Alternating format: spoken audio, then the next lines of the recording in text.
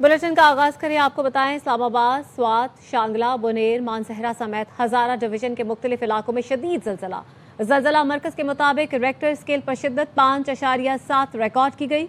गहराई 170 kilometre record की गई। जलजले का मरकज अफगानिस्तान ताजिकिस्तान का सरहदी इलाका था। जलजला 15 से 20 सेकंड तक महसूस किया गया। शहरियों में खौफ व हिरास फैल गया। लोग घरों और इमारतों से बाहर निकल आए।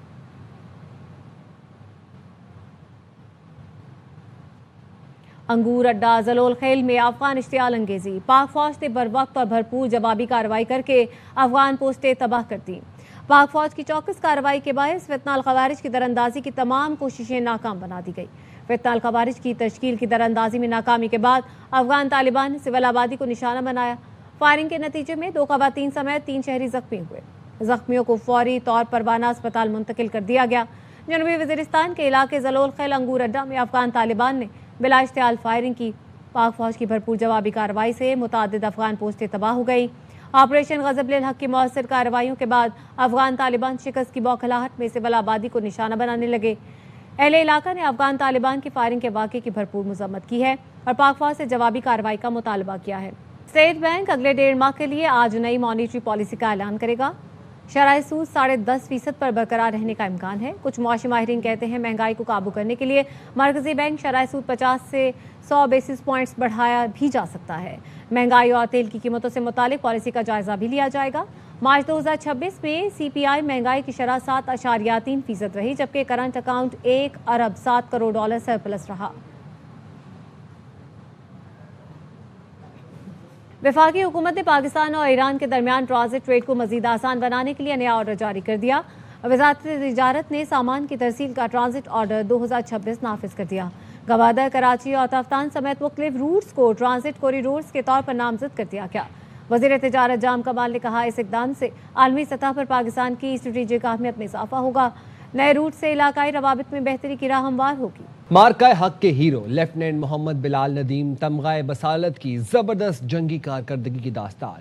मार्का हक के दौरान lieutenant Mohammad Bilal Nadeem artillery fire observer की ड्यूटी सर अंजाम दे रहे थे। उनके यूनिट की जबरदस्त गोलाबारी से दुश्मन को भारी नुकसान उठाना पड़ा। दुश्मन की 2 पोस्टों ने सफेद झंडे लहराकर शिकस्त का एतराफ किया। ऑपरेशन मार्का हक के दौरान मैं फॉरवर्ड रिकॉर्ड पे बतौर आर्टिलरी ऑब्जर्वर तैनात था। इस दौरान जब मुझे कमांड की तरफ से यह अहकामात मिले कि हमने दुश्मन पर जवाबी कार्रवाई करनी है, तो एक फौजी के लिए इससे बढ़ के कोई चीज नहीं है। जिस चीज की तरबियत उसने इतने सालों से हासिल की, आखिरकार उसको मौका मिले कि वो अपनी कारकर्दगी दिखा सके।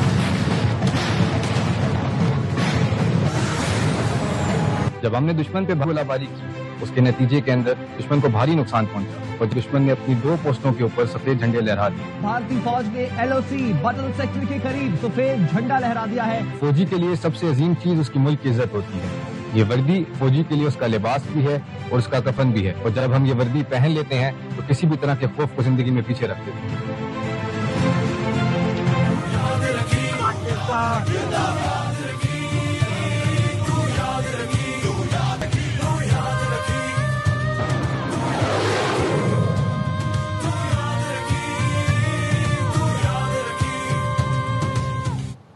वज़ीर दाखिला मोहसिन नकवी की ज़ेर निगरानी इस्लामाबाद में तजावुज़ात के खिलाफ ऑपरेशन।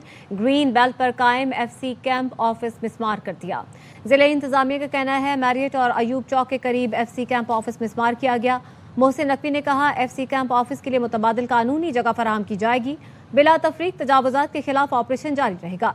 गैर कानूनी तामीरात और तजावुज़ात को बगैर किसी दबाव में मिसमार किया जा रहा है। तजावुज़ात और कब्जा माफिया के खिलाफ 0 टॉलरेंस पॉलिसी है। सरकारी या निजी इदारे को सरकारी अराजी पर कब्जे की इजाजत नहीं दी जाएगी।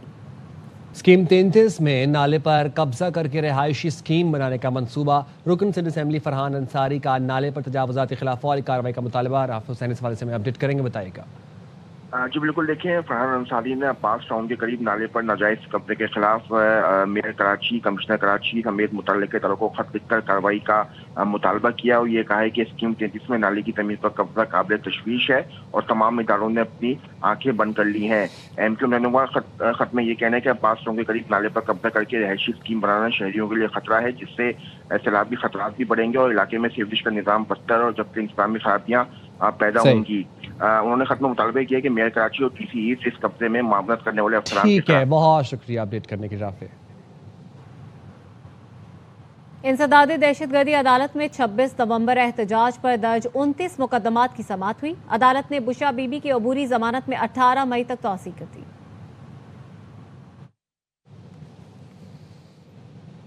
परफॉर्मेंस में जीरो, बातों से बनना चाहिए हीरो।